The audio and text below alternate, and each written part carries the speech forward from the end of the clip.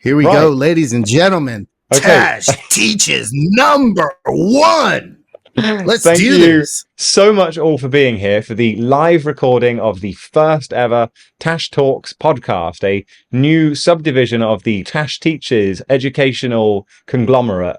Here with the special guest, and super honored to have the techno legend, Claude Young, a man who has proven that there is definitely a way to maintain integrity and have a long career in music, and to do things in a way that feels just authentic throughout. And I can safely say, in the little that I really know you, but I hope to now get to know you, I think there's a lot of wisdom and inspiration to be sought from a conversation with you that I'm, as I said, very excited that you are our first guest. So thank you so much for being here, Claude. I'm so happy to be here. Like I was telling you before, dude, I've been a big fan of yours for so long. And it's just like, I've always felt that we have kind of similar kind of ideology with regards to like our approach to music and life and stuff. So it's really cool to be able to sit here and chat with you, because for so many hours I've like watched your stuff and I was like, I know that dude. I'm like, you don't know that dude. I was like, I know that dude. I've fucking watched 20 hours of videos with this guy. Like, yeah. So it's great to be here and like to chit chat with you, dude. Like, I really appreciate it, bro. Fuck yeah. And so tell us, where are you? Are you in Detroit now? I'm in Detroit. Yeah. I'm back. I found my way back here. Yeah. I'm pretty much based here now. You know, I traveled around a lot and stuff, but I've been back home for about 6 years. Oh, yeah. Nice. I want to start with a question that when I was looking into what you'd been up over these past few years to write a bio, I saw that you have retired from DJing. Could you talk a little bit about what led you to do that in this day and age? Yeah, man. It was just like, it's so funny. I knew you were going to ask me that too. It was just like, last year I had gotten, when you mentioned authenticity, and it was like, we were discussing that, and I've been involved in this like since I was like 19, like 18, 19 years old. And like, I think last year I had reached this point where things were kind of changing, and it wasn't one of these things where it was like they were changing and I was just old and couldn't understand it. It's like I understood it and I was just kind of repelled by a lot of it. And I was like, yeah, this wasn't really what I signed up for. Like I grew up in my family's been involved in music my entire life. So my father was kind of a prominent the radio DJ here in Detroit. My mother worked for a record distributor. So it was just like, I grew up around stars, man, like real stars, like mega stars, like Elton John and David Bowie and shit. Like, you know, I grew up around those kinds of people. And so I got into kind of electronic music to kind of rebel against this kind of stardom shit that my parents were involved in. And then I started to feel like, you know, over a few years, I started to feel like that shit was creeping into what I was doing. And I was like, fuck, if I wanted to get paid, I would have done that. That wasn't what I set out to do. And it was like, it started to feel like that. And last year, I'm super impulsive. And just like one morning I got up and I was like, you know what? I'm fucking done, dude. Like, I'm done with this. I've done that thing to the top level that I could go to. And I'm like, it's like when you're in a relationship with somebody and you know it's over and they know it's over and you're just like, yeah, dude, I'm done with this. Like, it was just like, yeah, we're done. We're really done. It's over. Like, will I play the occasional gig? Yeah. Every once in a while I get people asking me to come do shit, but it's just like, yeah, I'm kind of done with that, dude. Like, I'd rather just like kind of turn up at a bar somewhere unannounced and play 4 hours. Like, I'm going to do that shit like Prince style, but I'm not going to fucking be a part of that whole, you know, fucking monkey's uncle thing. Like, I'm not doing that anymore. Like, cause it just felt icky, man. And I was like, okay, and I'm not going to shit on anybody who's involved in it, but I'm like, yeah, I've done my thing and I'm done with that, you know? And it was really just that, dude. It was just like, yeah, I'm done. I woke up in the morning and I was like, yeah, I'm done. I'm good. I'll watch from the sideline, but like, I'm cool. I don't need to be in the middle of the maelstrom anymore. Like, So that decision was exclusively to step down from being a touring DJ, but I'm assuming this has nothing to do with you working on music, and will you be continuing to release music? Oh, yeah. Actually, that's all revved up because now that's all I'm doing. You You've know, got all that's the all. time and you've got the energy as Yeah, well. yeah, dude. Like I decided to, the same way when I decided to start doing the DJ thing, I was just like, I'm going to throw myself into it. And like throughout all that time, I never was one of those producers. Like a lot of my friends were like producers where they would like bank up tracks. They're always like doing tracks. And I've never been one of those people. I'm like, okay, I got a project to do and I'll conceptualize the project for a couple of weeks and then I'll just work on it.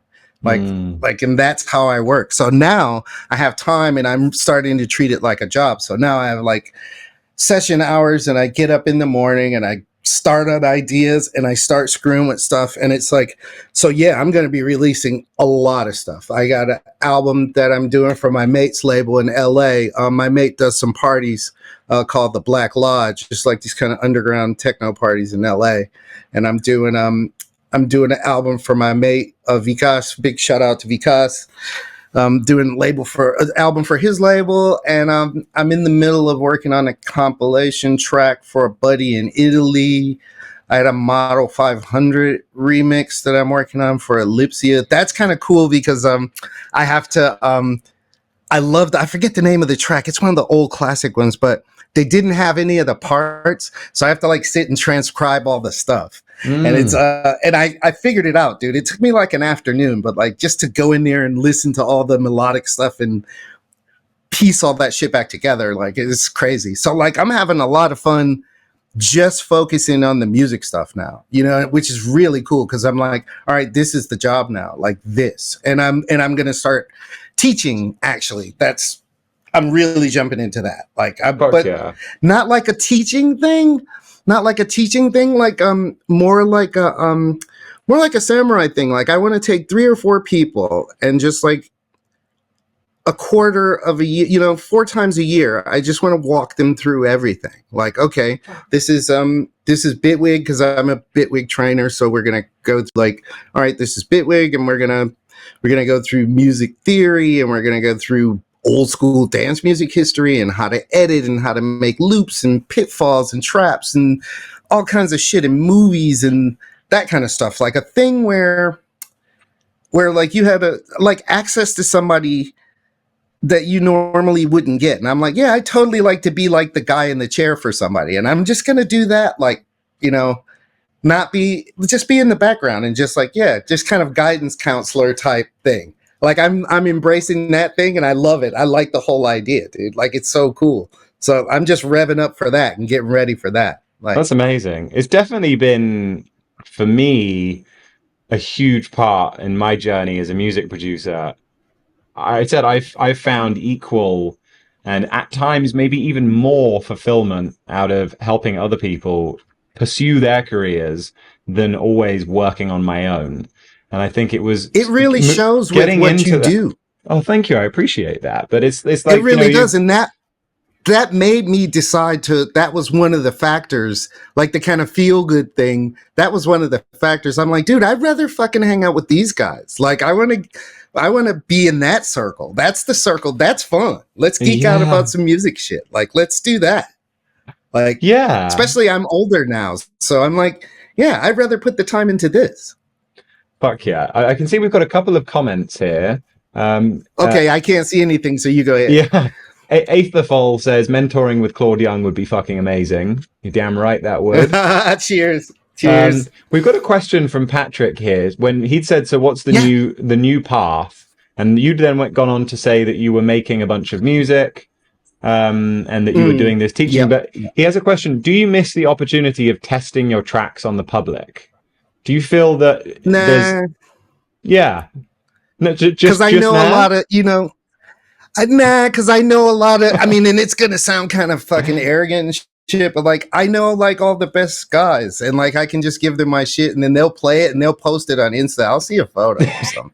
Like, it's like I'm cool with it. Like that kind of stuff. And it's so easy to get people to dance. Like they're not that deep, man. Like it's just today it's so, and this is the real, that's what I mean. And this is the kind of shit I'm going to talk about with my people. I'm like, look, dude, the shit that me and my boys talk about, like real talk, like when the doors are closed and it's just the guys with the fucking cigars and shit. We're just like, yeah, dude, they're not that deep. They're not that deep. They're not even, we're not old guys who think we're the shit. It's just they're literally not that deep. They're here for the phones and the thing, the breakdown and the steam rise and the whole fucking thing. And it's just like, yeah, we're just like, with that shit. Those are the real conversations going on. It's not like, oh, it's so fantastic. And dude, man, my homie, well, I can't say who, but like people know who I hang out with and they know who my boys are and shit. And it's just like, yeah, dude, like I had some homies over from England recently and that's all we were chinwagging about was just like, yeah, man, like what's going on? I'm like, yeah, dude, you got to go out there and hit the road and shit, dance for the kiddies and shit. They got you on the marionette strings and you got to fucking bop around and shit like a clown. I'm like, enjoy that shit, dude. Well, this definitely feels like it leads quite nicely into Nikita's question. Oh, you froze, Tash. Oh, am I back? Oh, am I here?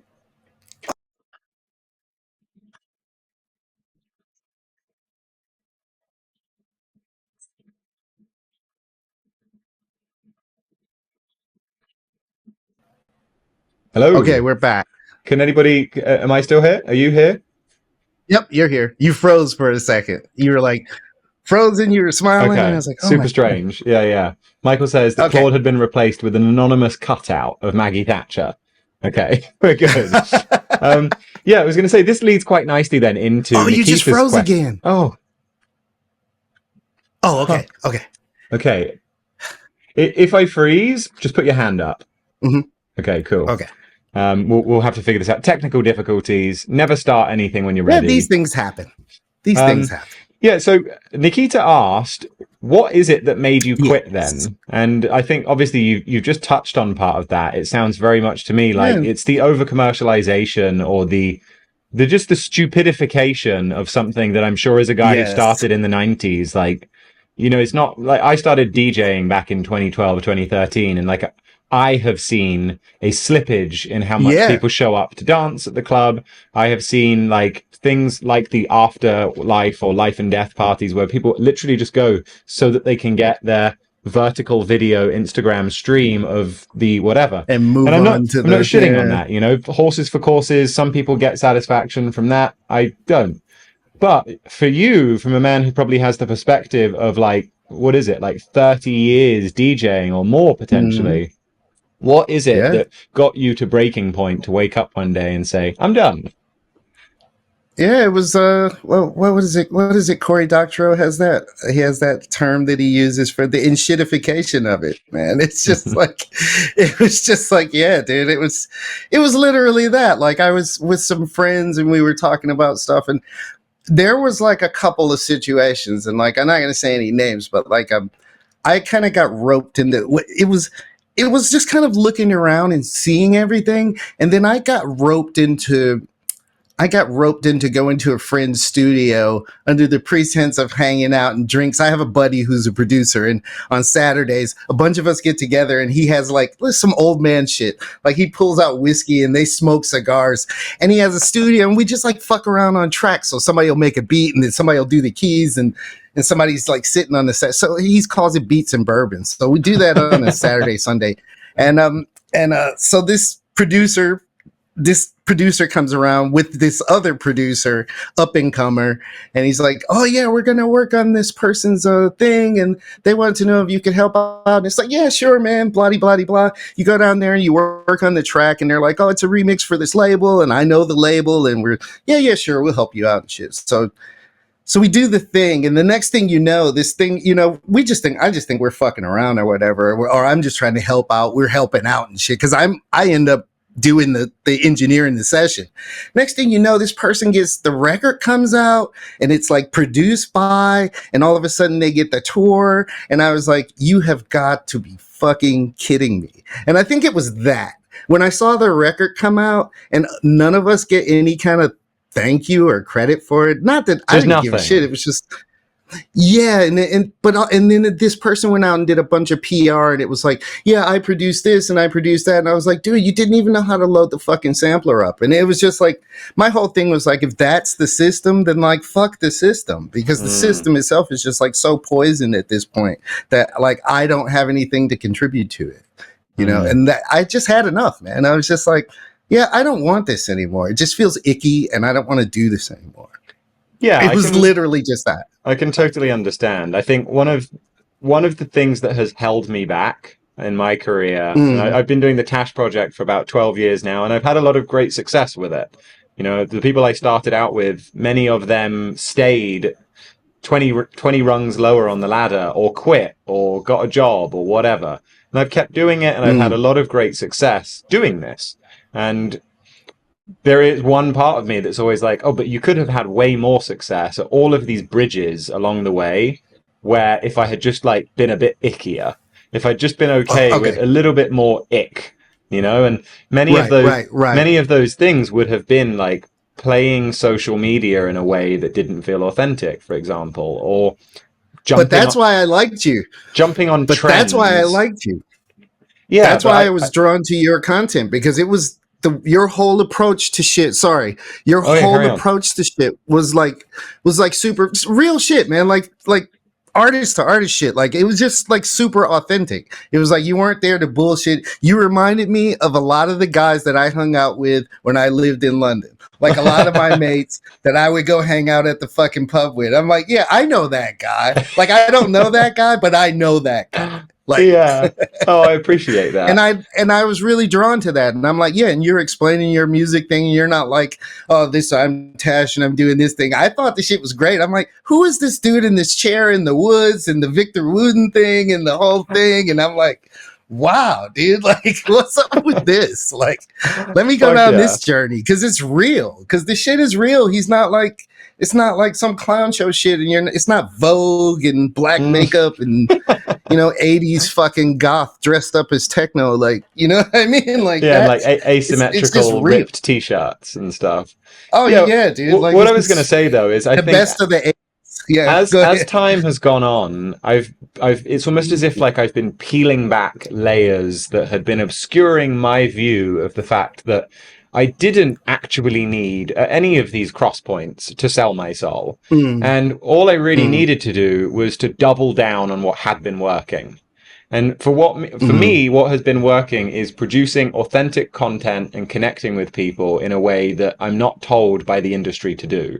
I sit down, I come up with, how do I want to do this? What is my answer to connecting with fans? And by doubling down on that, by going, you know what? I'm going to make a free community. I'm going to bring the people who these platforms are trying to algorithmically twist my arm into behaving a certain way. I'm going to bring them to me so that I can bring us all together. And that kind of mentality is like, okay, well, this is only just the beginning. Like, this isn't just for education. It's like, if I want to be DJing, I'm with you in the sense that I don't want to be playing icky shows. And frankly, now that I live in Costa Rica, I don't want to be driving 4 hours to the airport to jump on a plane to go and play a shit show where nobody's dancing. I don't care about the money. I would rather stay at home. Also, I can make a shit ton of money teaching. Like, I don't need to get on a plane to go do that. But what I'm realizing is, like, there is a place in my heart for DJing, for performing, for doing all of these things. But I want to create the container in which it's experienced so that I can provide a full experience to my fans, that if they want to come dance, I don't want the sound system not to be ideal. I don't want for the decor, I want to be able to provide this full experience. And it is possible to do that. It's just we're told by the industry, you need us. You need record labels. You need Eventbrite. You need Facebook and Instagram. And it's, no, you only need them so long as you don't take control of your own destiny. And I think that's what a lot of people I'm seeing that I respect doing lately is they're saying, like, okay, how do I monetize and connect people in my network in a way that is authentic and actually creates a difference? And I think I'm excited to see your journey in teaching and how you start to implement that. I'm with you. I think it's expectation, right? I think for me anyway, like I'm not a materialistic person. Like I've never been like I'm not like a flash git, like I've never been one of those guys. So it's like I never, and I always think of those guys like that. It's just like they're just like wankers. Like, I never like. I never been one of those guys. Like I'm a geek. I'm like a high school geek who made it. You know what I mean? Like I just so happened to get into the DJ thing and it just so happened to work out. Like I'm more interested in comic books and shit. Like I don't, you know, I never was cool and I never was interested in those people. I always thought they were like kind of assholes, but they paid me to play for them sometimes. So it was like really cool. It's just like a Revenge of the Nerds type thing. And yeah, man, I'm super geek. Like everything you just said, I'm super geek to start on this journey because I wish I had access to people. There were times like we're all on the same, you know, understand a lot of us are all on the same level. There were times that you had courses where I was like, I really love to take that course and I just can't afford it right now. And it was just like, so when I saw that community thing, I was like, oh dude, this is perfect. Cause like, I can just jump in here right now and just meet some other cool people and shit, you know? Yeah, it's it brought me so much joy to just see you pop in. Yeah. It was like, Claude Young has joined. Dude, it had come in my email and he was like, oh yeah. And it's a TACHES community thing. And I'm like, oh man, I know he's going to hit me when I can't fucking do it. He's like, oh, it's a free thing. I'm like, I'm in there, dude. Like 5 minutes later. I was like, it's my only chance to meet the man himself. Oh, I love that. And just to say thanks, dude. Like, so inspirational, dude. Like, you and a few other people have been really, for the second part of my life, you guys have been the guys. You and Polarity and like a few other people have really been the guys where I'm like, yeah, dude, I want to hang out with those guys. I want to fucking drink with those guys. You know, I want to hang out with let's do a party with those guys. Let's go fucking do that. You know, fuck this scene shit. Let's do this thing in the middle of nowhere and see what happens. Get that on video and fucking 100%. You missed that one. You know, you missed that one. That was a party. Frank says we should get Polarity in here. We absolutely should. I'll reach out to him and see if he wants to do an interview as well. He's dude. Never actually spoken with him in person and chatted. Me neither. Like, we've talked to each other a bunch, like in short, snappy messages in Discord, DM. But yeah, I literally would never have got into the grid if it wasn't for watching Polarity's videos during lockdown. And obviously, a large percentage of my following came from making the Bitwig Grid 101 videos. I was watching your grid stuff because I would watch Polarity's and I got his stuff. I could, of course, understand it, but I like your approach. So I would just watch your course. And it was funny because that was when you released the grid course, I was like, fuck, dude, I am totally broken. I totally want to watch that. I was so fucking irritated. I was like, yeah, now he puts it out. Like right when I want to fucking get it. I eventually figured it out and shit, but it was just like, that's one of those things, dude. Like when you released your grid thing, I was like, okay, I'll watch his because I'll probably be able to get it. You know, Polarity is so fucking deep and he's just like, yeah, you do this thing and that thing. And I like to think I know some shit. And like that guy's like he's on another level, dude. Like he's on some other shit. He really is. And I've been super inspired by seeing just how consistent he is with his YouTube channel. And in many ways, like I would love to spitball some ideas with him in ways that I think I could see him growing his base, because he's so good at running the Discord and the YouTube channel that I could really see him scaling in such a way that I almost feel like, and we'll have to get him on the channel and he can disagree with me on this, I almost feel like it's the Berliner in him that doesn't want to be too successful. He doesn't want to do too good of a job. Yeah. No, he's like us, dude. Like I would think that he's like us. He's doing the shit that he wants to do. And that's how he talks. And that's why I like him too. He's like, yeah, I could do this thing, but I'm not. He's like, he's so German. Okay, I love so it. folks, like, he's just like, I could do this thing. I could do this thing, but I'm not going to fucking do this thing. I'm going to do this other thing. And then he goes into the thing. And I'm like, I'm a stoner. So I'm just like, I'll watch the shit. I'll watch him for 30 hours. Like I'm that kind of guy.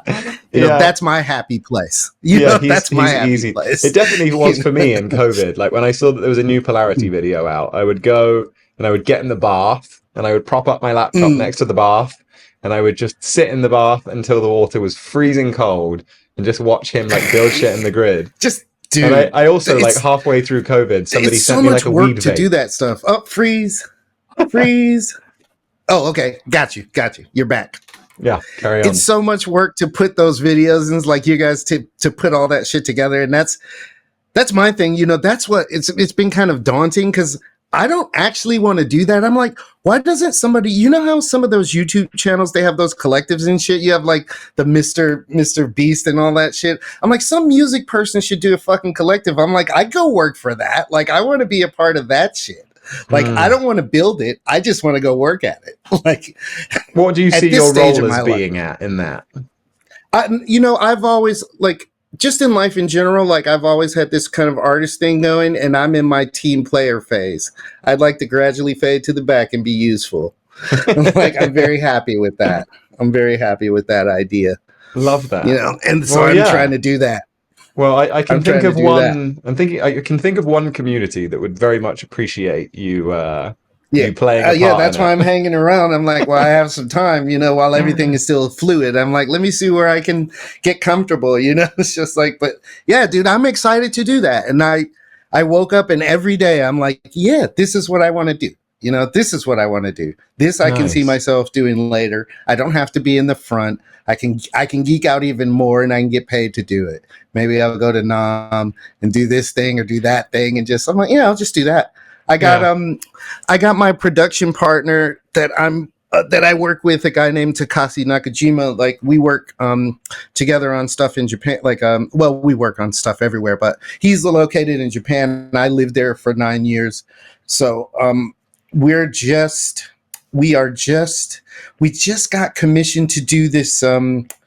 We're doing music for the science fair for this town that I lived in, this town called Fukui, like the Fukui prefecture.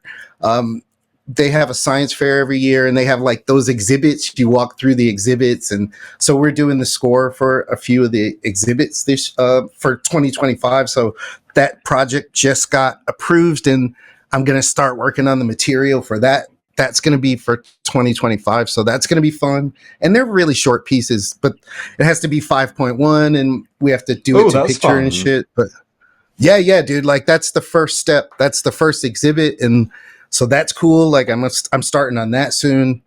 So, and dude, I never would have had a chance to do that kind of stuff if I hadn't stopped, man. I'm just like, I was hoping it would work out, and it's all starting to slowly fall into place. That's always seems to be the way, in that if what you have in your life right now isn't what's working and it isn't what you love, you won't get what you love until you burn that bridge to some extent. You have to create a space. You have to create that space, whether it's a relationship, whether it's a job, whether it's where you're living. If you don't make the change, nothing new will come in. And I think so many people get stuck in a situation that is less than ideal because of the fact that they don't have that. You said as well that, like, I knew that it was going to work out. Like, you have to have that faith that you can jump off of that bridge and that something will come and land beneath you. Because otherwise, life doesn't give you opportunities until you say no to what's currently in front of you. It's not just endless opportunities. So it's super cool that you're doing something so wild like that. We got a question. I've always been. Oh, sorry, you go. No. I was just going to say, I've always been like, let's just try it, and if I fail, I'll do something else. You know? Yeah, I mean, that's the fucking spirit. We've got a question from Aethafol, who I still haven't quite figured out how to pronounce his name. He's from Wales, and I'm just going to preface this with saying that, all right, Wales. This gentleman commented on one of my Instagram posts, like an ad that I'd made, where I was being a bit sassy, and I was saying that you need to finish more music and stop buying gear. And connect with millions of people. And this gentleman commented to say that, like, well, why aren't you doing it? And I sassily said back to him, I am, and sent him a link. And anyway, now he joined in, and he makes the most amazing house music. Unfortunately, dude, I would love to hear some of that shit. I'm going to send you some of his tracks. Maybe he can put it in the chat. Send me a link, dude. Yeah, put it in the chat, man. It's so good. Yeah, somebody shoot me links, because I'll check shit out. Like I'm all about listening. And he's got a bunch of these tracks on his Instagram that the bastard hasn't finished yet and need to be finished. But he's got a question here. Yes. And his question is directed to you. I love your Nocturnal EP, and a lot of your and other Detroit guys' work just influenced so much that's still going on now. When you were doing that EP in the mid-90s, did you feel like you knew what you were doing, or were you just doing it? we were just kind of doing tracks, and not to thank you so much for that too. We were just kind of making tracks, and it was my kind of early career, and I still couldn't believe I was getting paid to make records, man. I had just got Nocturnal was like my first. It wasn't my first track on a label outside of Detroit, but it was oh, it might have been. Did I have something out before that? Possibly. But it was one of the first ones where I had gotten paid. And I remember like I had gotten a check for $500 for that EP. And I was like, that was the most money I had gotten for doing music. That was like right at the beginning. And I was like, oh, wow. You know, the music itself, the creation itself, that was all feeling. It was just Nocturnal was, what did I have? I had a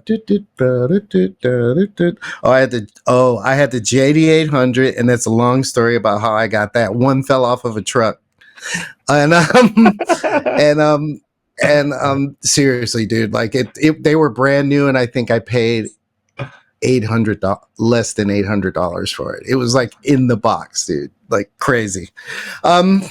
Long story. At a famous group at Octave One's studio, somebody came through and they were like JD800s, and I was like with my production partner, and he had a job, and I was like, dude, please. I don't have the money now, but just like buy me this thing. I had the JD800 and I had an SB12 because I didn't have a 909 or anything. People thought I had 909. They were all samples. I had sampled Dan Bell's 909. Wow. Like Dan Bell. We all used Dan's stuff. Like me and Terrence Parker, we were all cool. Like me, him, Dan. So like Dan had a DAT machine. So if anybody wanted to record tracks, it was like, hey man, we got to go over to Dan's and see if he can let us borrow the DAT.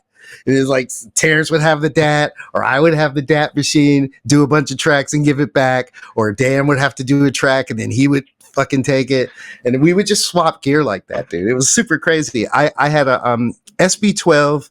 I bought it from Terrence Parker, and then I sold it to Theo Parrish, and wow. it's one of the ones that he uses to this very day. And I think before Terrence had it, James Pennington, Suburban Night, had it. So that machine alone has been like kind of passed on, and Theo has it. He's never letting it go. Like he's got that shit. Last time I saw him, he was like, "Oh, I still got it." I was like, "Yeah." That's right amazing. On. Yeah, big up Theo Parrish. We got from Aetherfall in the comments as well.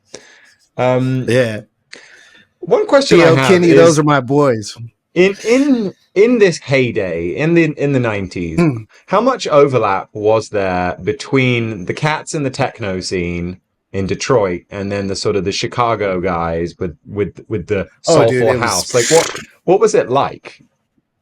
It's always been like this, man. It's always been like this. It's always been like kind of cousin shit. You know what I mean? Like, because they're kind of with the techno in the house being kind of black and Latin music in both cities, you know, and more so in Chicago, it's more like Latin influence, which is really cool. And here it's kind of black and Mexican and Polish. Like Detroit's an interesting place. We have a lot of Polish people, a lot of Mexicans, a lot of Arabs.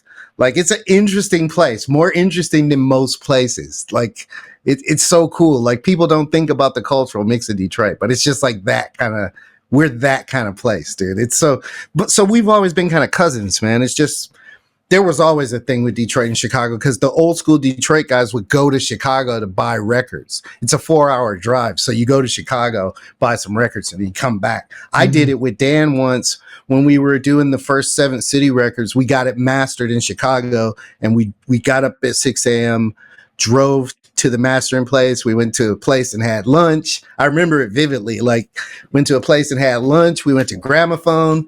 And then we went back to the mastering place. He showed us about mastering. He showed us the magnifier and the grooves and that whole thing. He mastered the record, and we took the plates back. You know, took a 4-hour drive back to Detroit. I'll never forget that day. That was a lot of fun. Good times. Wow, it's crazy hearing that. Because that's the kind of stuff I'm going to talk about in my thing. My only experience with mastering is, you know, maybe there's a couple of times when like I've sent it to somebody, but I like to master my own music. And I And I'm not a Yeah, great mastering engineer by any means. I literally they just use sound great. I use Ozone. I use this plugin called the God Particle. But it's funny because like to me, mastering is this thing that like it's just this final stage. You just chuck these plugins on, boom, boom, boom, and to like hear the amount that went into like the 4 hour drive to take this record to the mastering place for them to do it in this Oh yeah, special studio. Like I feel like in some ways, you know, I understand why the sort of the OG DJs and producers and stuff like look at the kids these days and they're like, you guys don't know fucking anything. You know, you don't have to carry around like a bag full of vinyls. You don't have to all of the shit that man. I turn People up with a know. tiny People USB know. stick. I just turn up. This is how I turn up to Pe- a gig. People know there were guys there were like people of my contemporaries. People were having strokes in the fucking airport, dude, like carrying 100-kilo boxes around. Like I used to carry the big 100 box, man, and I was heavy. Like I lost a lot of weight. I was like 260, 270 running around fucking London running around Heathrow with those 100 crate, man. Fat as fuck running around with 100 crate, like, and like I'm not gonna say the name, but a very famous DJ. Everybody knows the story. It was just like my man fucking had a heart attack in fucking Madrid airport, and that's when I was like, fuck this, dude. I don't love you that much. I'm gonna take my shit in because Adam Beyer. I remember I used to see Adam all the time, and Adam was like, Adam and Yo Mole used to take their. I stole this from them. I saw Adam on the plane and he took his jackets out of the sleeve and they were just in the paper in the backpack. And I was like, because that's when they stopped letting us take the big crates on the planes, and they knew what the DJ thing, and they were like, nope, you can't take it. So people got smaller boxes, and they wouldn't let us do that. And so Adam was like, that's where I got it from. I saw Adam, he had his backpack, no jackets, all sleeves in the paper. And that's how I rolled for the longest time. Just like, Wow. yeah, just a stack of records in the sleeves in the paper, so they don't take it from you because you land it. It happened to me 2 times. I landed once in Madrid, no records, but like I would always go to the local store. I'd try to give back to the community, so I would go to the local store and then I would buy a whole new box of records because I was paid, dude. Like, so I would just go buy a set of records Super from the cool. store and keep them, and then I would give half of them to the fans after I finished my set. And the other shit I really wanted to keep, I would just like take home. And then they would ship my records back home, and I would have the ones I bought and the ones I took over. Nice. You know, like I would do that every time. I'd try to go to a local shop and just spend some money, just buy some shit. And then I go play a set anyway. Like, that's super cool. And something that you just said that I'd like to expand upon is you said that you would often give away vinyls to fans at the end of a set. And that sounds to me like the ultimate way to connect with fans in a really, really meaningful way is for them to have something from you. And I just wondered if you have any more thoughts on ways that you managed to organically grow an audience over the years, and what other techniques that you used throughout the last 30 years to grow without selling your soul. Because that to me sounds like such a heartwarming way to connect with fans, is to give them a vinyl of the music that you made them dance with. Like, that's epic. I've always been kind of like this, and that's why I think I have any kind of success that I have. I think it's from the personal things. Like even from back in the day when I lived in the UK, I used to play at the Orbit and shit, and I would do New Year's parties, and people would want to meet you, and I'd go out and shake everybody's hand, and you sign their thing. I remember like in Ireland, I used to play at the Kitchen and shit, and that was U2's club. I had my birthday party there, and I remember Edge came through, and oh, dude, it was so many fucking great days and shit, dude. Like, it was just, oh, I lost my thought. We were at, how many, what was the question again? Organic growth in career. With people, connecting with people. Mm-hmm. It's always been a personal connection with me. Like, I never remember names because I met so many people, but I remember faces. So, like, I would go to Ireland. I went to like somebody's wedding. If somebody was getting married in town, like the next day, like there was one time in Dublin where I was playing at some party at not even a warehouse. It was like in somebody's loft or something. And then some couple was getting married the next day. So I like crashed at my mate Rich's place and I fucking went to the wedding, dude. Like I just changed my flight and fucking went to the wedding. And then they went to the pub. They had a party at the pub and I played some records at the pub. Just like, fuck it, dude. Like just, that's been my thing, dude. Like, there's plenty of people in Spain. There were like, Spain is like my favorite country. And it was just like, there were so many times in Spain where I couldn't leave the club. It was like, I played for 2 hours and then it would take me an hour and a half to leave the club because I had to walk through the crowd and I said hi to every person. And they were like, can I have a vinyl? Can I have a vinyl? And there's so many people who have my records where I signed them, like the records from my gig. And I would do that everywhere. I did it in Ireland. In Ireland, I used to get in trouble because people would give me their passports to sign. And I would sign pages on their passport. And one of the securities guys was like, you can't do that. You can't do that. You know, it's illegal to do that. And I was like, oh shit, I didn't know. I was like 20 something, you know, like, yeah. So everywhere I go, I've always had that kind of relationship with people. Like I'm there for the fucking people, dude. Like above and beyond all else. Cause when the parties are over and the promoter gives up and all of that shit, like the people who are into the music, like that's the relationship that means shit. That's the only relationship that means shit. Like all the other relationships don't really mean shit. Like when people keep you in their hearts and shit, like that's the real shit. You know, more than transactional. Beautiful. And I can totally relate to, for the longest time when I was touring, particularly in my younger years, I would go to Indonesia or I'd go to Australia or whatever, and I would have these amazing experiences of at a young age being flown to the other side of the world to do my passion. And you'd get picked up by the promoter, and the promoter would be on best form, and they're so happy to have you there. And, oh, we'll go for dinner and we'll have all of this stuff. And it was really lonely to have these amazing experiences without anyone to share it with. But what really would solidify that loneliness is that the only person that you know in this new city is the promoter. And more often than not, they would completely lose interest once you'd played. Like at the moment that you'd done your job, your transaction, they couldn't give a fuck. And it was as if put there you was in a this, cab on your way. on your way. And then you go back and you sit in your hotel room and you're like, man, it would be nice to hang out with some people.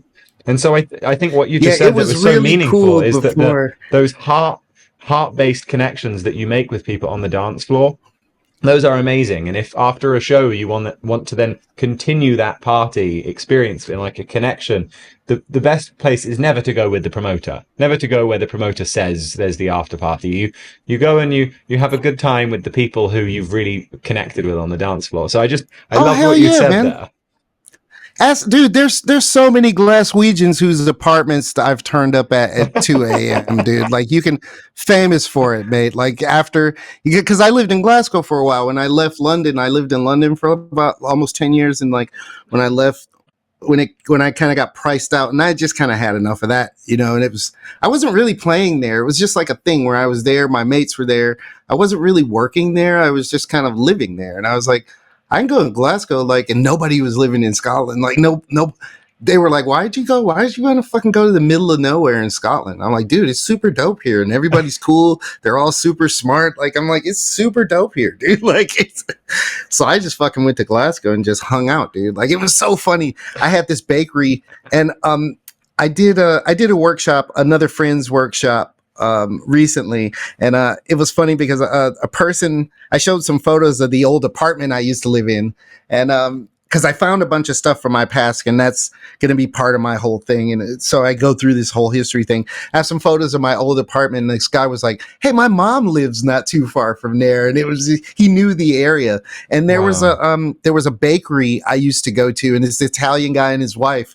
And I would just go there every day and sit and talk shit with those guys and drink coffee. And like a fan walked in one day and he was like, holy shit. Like, he's like, Claude Young in the fucking bakery. And everybody was like looking, because I was just like the weird American guy that would just come hang out with them every day. They didn't know anything about, I never go to places and go, I'm blah, blah. I never do that shit, dude. I'm all about like super, I approach everybody as a person, like everybody, because this business will get your head inflated on some bullshit, and then when you fall, it's like really hard. And I've seen it happen to so many people. Even I had a slight thing in my early career where I let it get to me for a while, and I lost some friends, and that's when everything changed. It didn't take long for me. Like it was right at the beginning, and it was very brief. It was like maybe a year where I thought I was like the man, and it was just like, nope, this is totally not me. I've never been like that since. And I've seen it destroy so many people, dude. And it's just like, nah, I'm good on this side. Like, So, what tips would you have for people who are experiencing some success in whatever undertaking they have at the beginning, to, or maybe not even experiencing success yet, but what tips do you have for people to maintain confidence and to feel assertive and capable and at the same time not become overly attached Oh, to like a thinking that douche. they're, yeah. Yeah. Yeah, how do don't you be a douche. how do you You're not trying to be be a cool douche? about it. I'm more cockney about this shit. Like, don't be Yeah. a wanker and shit. Like, How do you not become a don't be a wanker, basically? don't be a knob. How not to be a knob? Let's see. Yeah, just don't be a knob. It's just I think you gotta I really believe that you have to keep your mates around you, like people that you're around before shit happens. Like, keep those people around, because if shit Mm, goes bad, those people are going to be around. Even your new music friends, they probably won't be around. Like you were saying about the promoter shit. That's how it works, and that's how people in the music shit work. Very. I have I met so many artists, and there are so many of them I call contemporaries, and there are so few of them that I actually call friend. mm, Like, when you're famous, they're all your friend, but when you're not famous, like the ones who still come and see you, like those are your friends. Like Regis and Surgeon, and like those are my friends. Those are my boys. I've known them since I was like 20. Like, those are my homies. Like, we're always gonna be cool, and like they always stop through when they're in Detroit and shit. And it's just like, I got my people, like, and my people will always be my people, and that's why they're my people. And it's just like, you guys are my people. Like, and I'm getting to spend more time with those people now, and I'm excited for it. So that's fuck what I yeah. would say. Like keep the real ones around you, dude. Like, just don't that fleeting success shit and opportunity. There may be some shiny, sparkly diamond flash in your face. It's usually bullshit. Like, don't Mm, don't well fall for it. said. Don't do it. That's what I would say. Stay Yeah. real. Stay real. It's a good input to make sure that you surround yourself with the kind of friends who aren't really impressed by what you do. That, Yeah. and it's like, People who well, they will people support who you. Like some of my childhood friends, like they're like, yeah, it's really cool what you're doing, but like they don't impress me much. yeah, Like we fucking love yeah, you. I know. Yeah, I saw you fall on your face when you were 12. Like, Yeah, we're you not fucking vomited all over impressed with your yourself. music. Yeah, your music shit, dude. I saw you, pitch yourself at your mom's place. Like, Yeah, like, you're 100%. not a music. Yeah, that music shit is not you. Like, I know some real embarrassed. Don't make me put a book out. Yeah. Like, Oh, I love that. We've got another question from Tony yeah, here, and he yes, says, yeah. "I'm curious about a pro," and he's got that in double quotes, a pro Bitwig Mm. workflow in creating tracks from scratch using hardware integration question mark, MIDI controllers rolling macros question mark, sound sources question mark. Thanks. So I would just love to explore that Hmm. for you. Okay. Pro. I don't know. Yeah, I know. I understand, like, a pro. I'm just trying to figure out what the question is. I Actually, suppose he's just curious about your Tony. Could you oh, like Patrick my saying work. it's Mellow Workshop. Yeah. Could you just tell us a little bit about how Bitwig perhaps has changed your workflow? Like, how do you Oh, work in dude. Bitwig? It's like, remember that chat we were having in the forum? If you guys Mm, aren't in the forum, you got to be in the forums. Basically, that's how I work. It's like, my approach is for creativity. For creativity, like, I just kind of screw around with stuff, and I come up with a kind of base idea. Like, if I'm working on something original, I could get a spark from a movie, or I'll put a baseline idea in, or I'll even prototype on top of something else, like a framework, and then I'll delete the framework and just build off of the skeleton. Um, Everything is real time performed, so I use a lot of macros and shit, like we were talking about. I have a whole kind of philosophy when it comes to how I use the plugins and how I arrange them and organize them.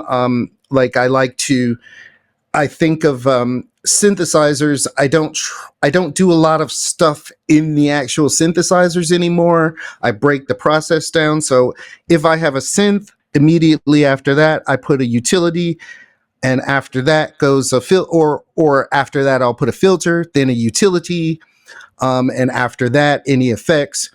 I don't use the effects on synths, on soft synths, and even with hardware, everything gets bounced to audio. I don't keep the MIDI very long. Complex stuff I will keep if I need to render out different synths. But you know, in Bitwig you can hide the tracks. So normally I just disable them and hide them. You know, nice. I love that render feature. them out, disable, hide. Render them out, disable, hide. Render them out, disable, hide. And I just kind of work like that. And I'll set up 3 or 4 parts, and I'll set up at least 2 controllers so I can I mixed it kind of hybrid, kind of DJ and live thing where it's like I have to actually play it in. I tried to automate and shit, and that's cool. But when I saw your video, that was the missing key, because it's like, yeah, and it's so simple, and I didn't even think about it. I was like, yeah, you reverse the thing, so you start out with the lowest point and you create the max. I'm like, that's so fucking, it's so simple. But it makes all the difference in the world. Actually, you know what? If that person wants to know how to do it, they should watch your video on the fucking how to, you know, the one. They should watch your video. The automation trick. I stole that. I stole that. So I'm just, talk to the source. He's right here. Let's see, min max. I'm going to drop it in the chat for anybody who hasn't seen it. Yeah, that's the video you need. That's how I work. That's how I work now. You know, that was pretty much I had been trying to do something like that, but I didn't have the min max thing. And then I could have just done it with regular controllers, but Tash like fucking sorted it out where it's more organic. It feels more alive. And I'm like, yep, that's it. And you can rinse that for years. And that's exactly what I'm going to do. I'm just going to, because that's a Richie Houghton thing. Like Richie creates a performance system and he just does that for a year. Like he doesn't fucking change it. Like, and he'll tell you that. Like Rich is a friend too. Like I don't get to talk to him that much, but like, shit, I don't have a DJ career without Rich. Funny story. How so? Really quick. Funny story. Rich and I actually made a track together. It's called My Name Isn't on the track, but if you ask him, he'll tell you. The track is called it was on Pro, I think. It was a Spiritual High Up. And I had gone over to Rich's house, and he was like, let's work on some stuff. And he had some videos, and I hadn't been overseas yet. Like we had known each other from clubbing and shit, and he was like, let's work on a thing together. So I went over to his house, and I brought my synthesizer over, and I did a little bit of stuff, but Rich did the majority of the work, and I just sat and watched Speedy J live on VHS, like, because I was just enamored with. I was like, holy shit! It was like some video from Amsterdam, and I was just like totally tripping. But what had happened was Rich was supposed to go to Australia, and this was like '94.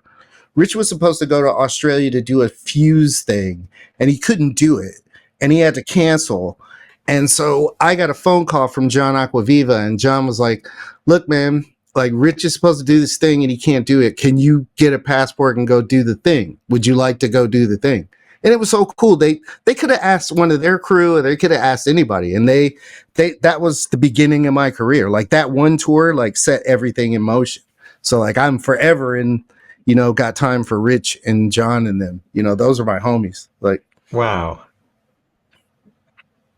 We've got a couple of other questions here. Tony then went on to say about automation. He says, automation feels like pushing in numbers in Excel to me. Necessary, but not much fun. I'd love to like add to that maybe what we've just been talking about as well is mapping it to a controller. Yeah. If you If you set up your automation ahead of time, and you map it to a knob. Yeah. He says, yes, I say that. Yeah, you can play it in. Playing it in, all of a sudden it's fun. You know, it feels so good and it's longer totally is it Excel. Fun. Yeah, you have to play it in. Yeah. It's the only thing that works. I agree with him. Like, because I had the same problem. I was like not enjoying automation at all, even with drawing it. It so was just boring. not. And it's just hard to like. It wasn't. It's hard to know what knob, or let's say we have a few macros. It's hard to know like what should be where by just anticipating it and drawing a line. But when you're touching the knobs, Mm. even the tiniest adjustments, like when you just tweak the nipple and you come up and then you actually go, I'm going to come down again.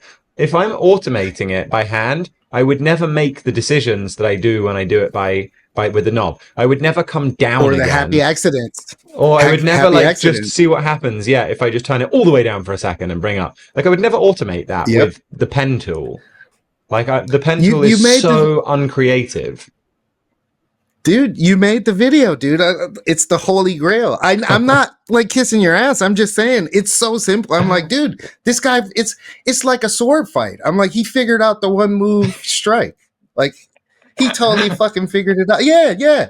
He fucking figured out the death blow. Like, it's like, wow. Yeah, so I'm just like rinsing it. I'm like, yeah, dude, this is the thing. And I give you credit. I'm like, yeah, dude, he's the man. I appreciate that, brother. Like, I'm like, yeah, respect to my brother, dude. I bow down to the gods, man. For real. It's an honor to be here, dude. It's an honor to have you, man. We've got another question here from Gonzalo. He says, what's the longest time that you've ever taken to complete a song? A day, a week, a month, a year, years? And why did it take that long? To finish a song. It took me like a year to do an EP, but that's just because I was like lazy. I was like, I gotten into I would just go in and it's like, nope, it's not happening. It's not happening.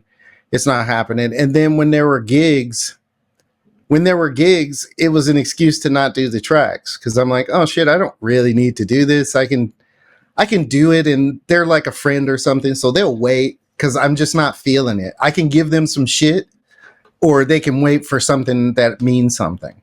And they're always happy with the stuff. But now I'm just on it. Like I have a thing I have to do that's due tomorrow and like it'll be done by tomorrow. Is that the compilation track?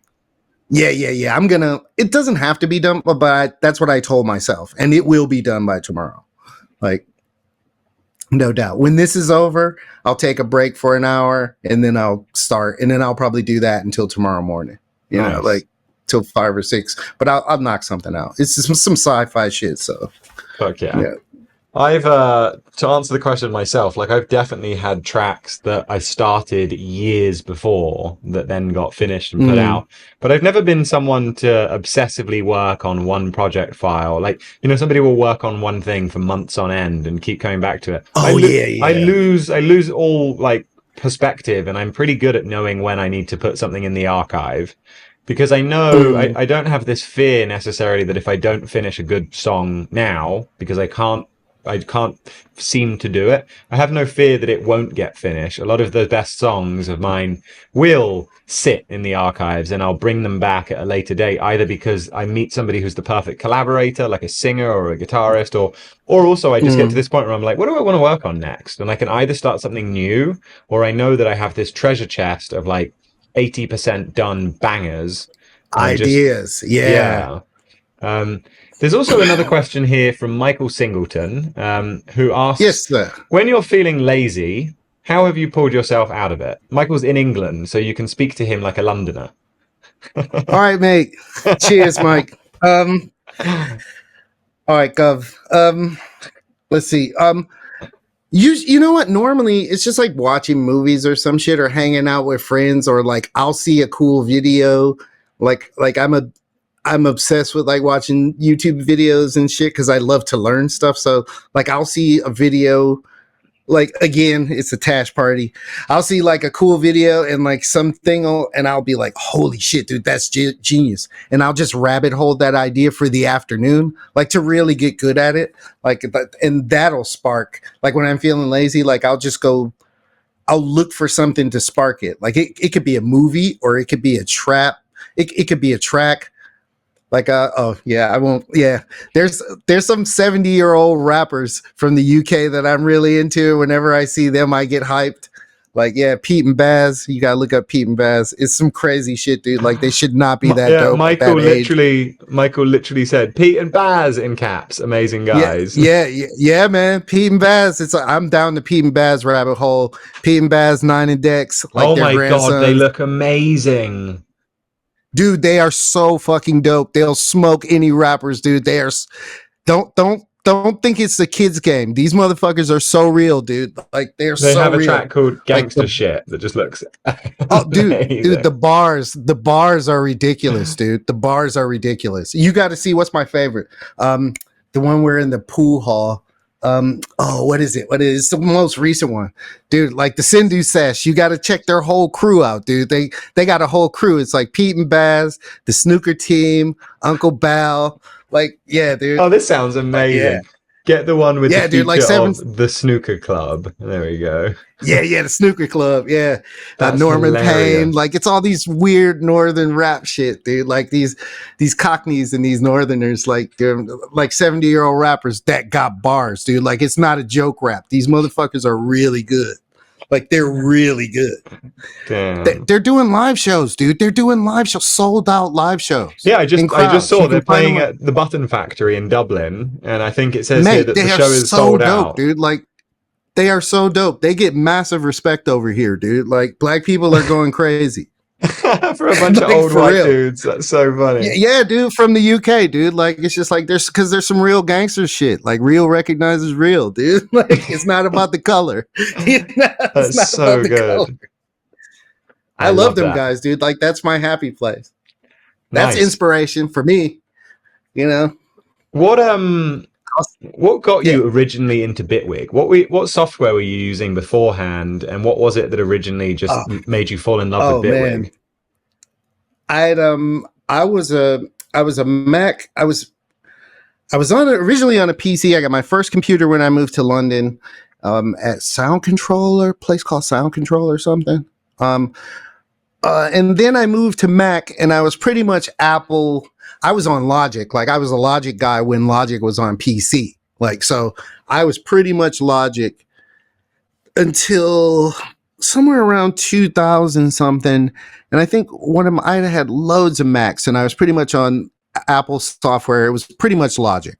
And then Reason came out. I had Reason 1. Didn't really gel with me because the screen was small and the little things. And I was like, yeah. And then Ableton 1, I remember getting that. No, did I get Ableton 1? Yeah, I did. I got Ableton 1. Didn't really understand it. Yeah. Whatever the first one, it was the green, really plain green with the Ableton, the very first Ableton. Oh my god, I'm looking at it now, and this looks crazy. No MIDI. It was when just the Apple logo audio. used to be like the colorful Apple. Yeah, when they had the plastic laptops. I had all of those machines, dude. Like I had the big stupid plastic where they had the different colors. You know, like they look like a half egg or whatever, and they had the bright colors. Yeah, I had one of those. Shit. I had the gray one. Like, yeah, dude. I had Ableton, and then I was mostly Logic, and then I tried to jump into Live, and I didn't understand Live until and when I did, I realized I didn't want it. And then Bitwig showed up, and it was just like perfect. It was kind of perfect timing. And a friend of mine who works, we became friends. She works at the Bitwig office. She was here in Detroit. Mia, she was here in Detroit. Ironically, she was she was working at a party. My friend named Brendan Gillen, he throws some parties. He has a label called Interdimensional Transmissions, and he throws some parties like called Return to the Source every year during the Detroit Electronic Music Festival, and they happen all weekend. And there's like a Trezor party, and then they have a IT party, and then there's another party on Sunday. It's like straight through, like 72 hour, like straight through. And so Mia had come to work at the party. They flew Mia over, and she was like doing artist relation things. And we met and we became friends. And she's like, I work for Bitwig. You should check it out. And like, as soon as I got the license, because when I was in Logic, I used to use the Logic environment. So I've always been kind of a patcher type person. So when Bitwig came out and I saw the modulators, that was it. It was just like this. And I don't think I'll move on from it because I'm like, this is the way you do this. You build the modulation system into the thing. I look at Bitwig like a modular system. So all the stuff is already there, and then you just slot the shit in. You slot the oscillators in, but we already have like note triggers that'll do envelopes. So why do I even need the envelopes on the synth? They're just dumb engines. To me, like synths, the way Bitwig works, like I love it so much. It's just like, yeah, the synths are dumb engines. I like the way this one sounds. I'll swap that out for this one. Oh, I'll use the Omnisphere. I don't use Omnisphere, but I'm like, I'll do that.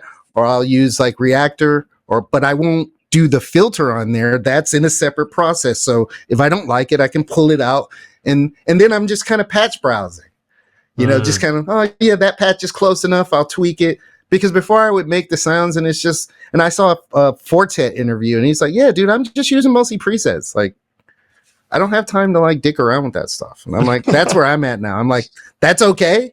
Like, it's okay to do that. It's so freeing to realize how easy creativity can be when you just chip away at the beliefs that most likely aren't our own about what's unacceptable to do. Like, I'm a huge believer in using samples and using like loops. I am able to make all sorts of stuff, without using a loop. However, I love to use loops for a variety of reasons. One is that it means that I can just very quickly ideate, and I can come up with something that I want to play on, that I want to record instruments over. But another thing is just that it's like, it allows me to just experiment with fusing disparate concepts so easily. Like, I can just, from my little house where I am here, I can fuse like some kind of 50s doo-wop with some like African percussion drums. Afro-Latin, I can mix all of these things. And, I know a lot of people who struggle with the fact that they're like, oh, like I'm not allowed to use loops because it's cheating and whatever. And it's like, man, you're tying yourself up in knots, whatever it is. And just as you said with the presets there as well. Aretius says that isn't that the same in live though? I think when you were talking about the modulators, he says, could you state in one sentence what sets Bitwig apart from live? Yeah, but the modulators aren't in. I think the modulation system and the help system, even the help system, like the fact that that's the sleeper, right? That's Tash? insane. Like, that's the sleeper thing. Nobody has that. And that's what I'm going to use while I'm teaching my lessons. Cause so many people go down into the corner and they're trying to zoom. And I'm like, dude, there's a big thing right here in the middle. And you just fucking select it and pull. Yeah. I can see the wheels turning. Yeah. And you just put the thing up. Dude, that's insane. I'd never even considered that. Tash, and if you really wanted to be like sly about it, you'd make a transparent mask, and you could mask out some of the text parts. Like, that's what I was gonna do, and that way, and you could fade it in, fade it out. Like, we'll talk. We should talk after this, dude. That's give me absolutely... a job. Give me a job. Yes, mate. Give me a job. Do it. Let's do it. Give me a job.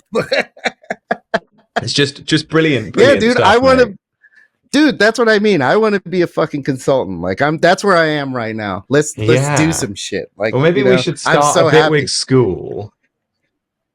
That's what I was saying. Like, to circle back around to a thought that I had lost. I was like, there's so many Bitwig community members, and it's like, you don't have like teams of stuff. And I'm like, we should have like an all-star team, and we should just fucking do stuff together. And and just like fucking once a year or something. We should, or a couple times a year, we should like do some shit. Dude, we should get Polarity, like a panel kind of thing. Get us all together. Yeah. Well, just like a hangout. We should just like fucking dudes and girls. Like, we should get some female creators and like just fucking do a Super Friends thing and just like get together every once in a while and like just do it, dude. Like, dude, I'm down with you on that. That would be amazing. I don't want to organize it, but I'll participate. I would say that the difference between Live and Bitwig, because he's saying here, I understand that Live's UI is a bit out of date, maybe, because Live was developed for a different purpose initially. I would say that the difference is that Bitwig, the way that it handles modulation is that Ableton will give you an instrument that has an envelope in it, and it has an LFO, maybe two of each. And sure, you could use a Max for Live LFO or whatever, you can add that on. That was my but point. Max it's for Live. track based, you know, it's like there's no real comfortable way of being able to modulate everywhere all different things. And the difference between Bitwig and Live is that Bitwig lets you modulate anything from anywhere, however much you want, at whatever level of depth you want. And you can be Yeah, insane with it. And the Ableton, you tracks, the can't. tracks, the mixer, the tempo, the tracks, the mixer, the tempo, like The things, and pan, the easily scent. just the global modulators, not project based modulators. And if you have an 8-knob controller, you can select something, work 8 things, select the next thing, work 8 things. I have 2 controllers, so I can work 2 things at the same time. And it's just being able to set. You made the point before, and I didn't get a chance to get around to that because I get lost. The difference between Live and that is, like, you know, Max for Live is amazing, but it's like a third party thing that's kind of bolted onto it. The Bitwig thing is just internal, built in. So if you use it on a Surface tablet or something, it's the same. It's not a bolt. It's not a thing you have to bolt on to make sure it works. It's so seamless. Dude. It's so seamless. Like, with that's the thing. It's not like in Live, if you want to modulate some stuff, everybody's finally discovered these little fucking LFOs, and it's just like, yeah, dude, we have that in the system. And not only do we have that, but it comes in your third party stuff as well, right? So it's just like, no, your old plugins now have new functions. And the hardware, it's loopy because most people don't want to go to the back of the manual and get the MIDI CC numbers. But once you start getting MIDI CC numbers for hardware, it's just like you've just created like a whole nother. I bought a MC707, like we talked in the thing. My father passed and I got left a little bit of money, and I bought some gear, man. I was just like, all right, I'm going to buy some of the shit that I want. And I bought a 707 and a TR8S, and I bought some other shit, dude. And it's just cool because I'm all in the box, and it's just cool having those boxes to have that rolling drum. Like, I don't have to pull a plug in. I have all the rolling drum sounds in one machine. And when I program them, I can switch the kits because they're all GM. And I'm like, yeah, this is cool. Fuck them plugins. It's like they're all GM. So I'm never going to go back because I can just make one pattern and then just switch the kits. And that kit's close enough. And then I just have to switch individual drums. What does GM mean? And then General MIDI. Like, there's a standard. Right.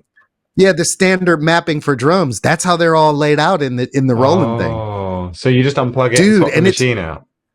Well, no. You make a pattern with the one kit, and then you can literally just change the kits, and all the sounds are the same. Oh, from kit to kit, really good. And then you have like 80 kits or 100 kits, and it's like, so then you find the one kit, it's the 707, but you don't want that clap, you want another one. Then you can just switch the claps out on a per note basis. And That's it's fantastic. like, yeah, why should I do a plugin thing when I can just do this? Because we're reaching for the rolling sounds anyway most of the time, depending on what, if you're doing dance music. Yeah, dude, I've fucking thought about this, and if you join me, you can think about it too. Well, I most certainly will. We've got about. Oh no, me and you are we're gonna.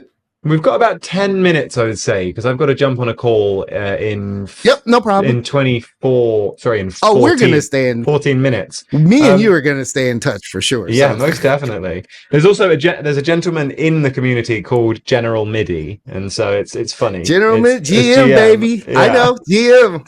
I think I followed just because of that. Yeah. But yeah, I suppose it might be quite nice to use these last 10 minutes to maybe just do some slightly more abstract kind of thoughts. And I suppose one of the things that I would love to find out about you and how you live your life is, like, what gives you meaning beyond just music? Like, where do you derive the meaning that has allowed you to do what you've done in life? I think I still, like, everything is wondrous to me. Like, every day is a wonder. Like, I never lost a child in me. Like, I've never had a job. I had a job back in the day. Like, I worked in radio. Like, I was an intern, but like, every day has been like wondrous for me. And like, I'm fucking grateful for that. Like, I never lost a child in me. And I think that's how you stay creative. And I never want to lose that person. Like, I'm into all kinds of crazy shit that young people are into. I'm into cosplay shit, and I'm into like anime, and I'm into all the shit that I was into when I was a kid. Like nothing has really changed except my age. Like, That's and amazing. that, like I'm still free, and I want to keep that, and I want other people to have that too. Like I want other people to have that, have the skills to be able to live that, and then to pass that on to their kids too. Like you know what I mean? Like I get off on that. I'm like, this is such a cool thing. Like just be. You don't have to conform to this shit, dude. Like you can try to get by. Like go for broke, dude. Like you're either gonna do this or you're not. Because when you lose somebody close to you, that's a fucking wake up call, dude. Like and losing a few close people to you, and you should just think, man, life is a one time thing, dude. Like just go out here and do the thing. Just do the thing. Your kids must be super cool. What are they into? And I got one little boy in Oh, Japan. I got one little boy in Japan, and he's great. And he's awesome. Yeah, nice. he's super cool, dude. Like he's just like his old man. He's a horror movie fanatic. You know, like he's the only kind of half Japanese kid in the small town that he lives in. And he's like a Wow. horror movie fanatic. And his dad sends him like these t-shirts, all these American t-shirts. So he's got like all these cool things, and he's like the weird kid. Yeah, he's Fuck great, yeah. man. He's super great kid. Nice. Well, I suppose another question is, what do you feel will be now the mission in your life? And we've sort of touched on this at the beginning, but where are you going? What are you gonna do with what life that we have left? I just want to help, and like like I was saying, like I feel like that's my thing. Like everybody has to have a guy in the chair, and it's just like and even having the opportunity. Like I never had an opportunity. Like the artists that I like, they were never available to me like that. And I'm like, yeah, there should be enough people for me to be able to like comfortably like do that. Like I'm not greedy. I don't need 100. I need like 5. But it's like a martial arts thing. It's not like a thing where I'm going to teach you some shit and you're going to go away. It's like, no, we're going to have this kind of thing. We're going to have a discussion. We're going to talk about films and music and workflows, and we're going to work through things together, and we're going to build a relationship, you know? And I'm like, I'm 54, and I'm going to invest my time in these people's lives. And that's my invitation is let me into your life, and I can help you be the best person that you can be with your music. And it's just like, yeah, I want to focus on that, because I'm like, it's just like a cool thing to do. It's just like, it just feels right. I want to give back, and I just feel like I want to do that for people who want to seek that stuff out. Fuck yeah. Well, Aetherfall, the guy who I said makes the amazing music that he needs to finish more of, who asked you about the Nocturnal EP, he says, "We're blessed by you, Claude. If I can put some coin your way, I will." I think that's the beginning of a beautiful relationship there. Mate, when you hear these Man, tunes, it's all friendships here, and I love this, dude. Like I love this. And what I really like is like you get to hear it from us. It's not like some fucking RA website thing where you're reading some dude, I've had like parts of my life so twisted, and that was another like one of the reasons I wanted to do it this way. I'm like, if I had like some friends die, DJ friends die, and I'm like, I don't want other people telling my story. Like I'm gonna sit with people and have a personal relationship and tell those stories. So when the bullshit stories come out, it's like, no, dude, I took courses with this guy, and he showed me photos of this, and he played me that, and it's just like, that's bullshit. I've seen the thing, you know, and that's my thing. Like I just want to. Like, no, dude, like, I'm not going to have other people tell my story. That's the beautiful thing about technology. Like, there'll be a record of my shit. Like, there already is. And I'm like, I'm going to tell my own story. I'm going to leave my own time capsule. And that's going to be with my students, and they're going to go out and do their thing. Like, I'm going to have the next group of fucking little kick asses that go out and do the thing. You know, like, that's what I'm going to put my effort into. See how many they can slice down. You know, like I'm looking forward to being that guy. I really appreciate the way that you differentiated between, I'm not just going to like teach you like how to produce. It's like a martial art thing. And I think that's a really nice distinction between also how I like coaching people with their music. Like if you want to learn what an EQ does, like go on YouTube. I'm not just like a user guide or a manual that's here to teach you things that are interchangeable. Like I want to like knuckle down with you and put my all into helping you see how fantastic you are. and like really developing that. And I think that is partly what makes it so fulfilling, is just helping people see and helping people move past the fact that frankly they don't need to learn from you. Like, you can teach them a bunch of shit, but really what you want to do is, like, through osmosis, just rub off on them the fact that no, you already know, like, you may do things completely differently, but you already know. So I really love what you said there. And yeah, it's experiences. It's very tribal. It's like we need to get back to sitting around the fire and telling stories and trading stories. And that's what I'm interested in. That. You know, what kind of person are you? What are you trying to know? Oh, I've traveled that path. Let me tell you, so you don't have those troubles, you know, while I can, so you don't have those troubles. Because I never had that. And it would have been so cool. You know, it would have been, and I'm really into this tech stuff. So I'm like, yeah, I may be doing a blog for a Japanese blog, like where I'm going to be tech blogging in English that will be converted to Japanese. It's basically going to be a Japanese only in the beginning blog, but I'm like, yeah, I'm going to do that, and that'll filter back over into English at some point. But I'm like, I'm going to do all kinds of stuff. I'm going to do that kind of shit. I'm going to have my little thing, and I'm just going to be that guy you can call on that's not going to bullshit you. I'm not here for your money. I'm going to tell you exactly what you need to know and get out of your way. I'm not going to try to keep you forever. Like, you need to take my course for a year. It's like, no, dude, you get 3 months of my time. We're going to do everything, and you fucking do your thing. And every once in a while, if you want to drop me an email, like, yeah, dude, like, I got you. Like, that kind of thing. You know, I'm building a squad. A couple more minutes here before we wrap it up. Yeah.